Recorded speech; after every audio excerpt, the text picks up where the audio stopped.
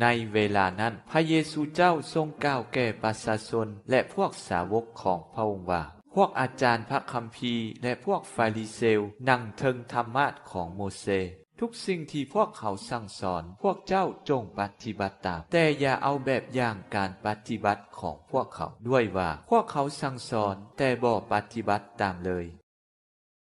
พวกเขามัดของนักใส่บาคนอื่นแต่ส่วนพวกเขาเองปลายนิ้วก้อยก็บ่จุใส่ซ้ำ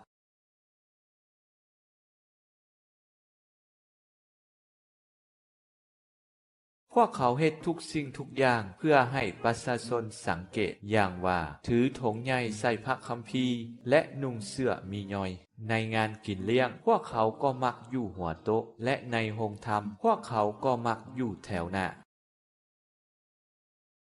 อยู่ตามสนามหลวงต่างๆพวกเขาก็มักให้มีคนแสดงคารวะและเรียกพวกเขาว่าอาจารย์สำหรับพวกเจ้าอย่าให้ไผเรียกพวกเจ้าว่าอาจารย์ด้วยว่าพวกเจ้ามีพระอาจารย์แต่ผู้เดียวและพวกเจ้าทั้งหลายก็เป็นอ้ายน้องกันทั้งหมด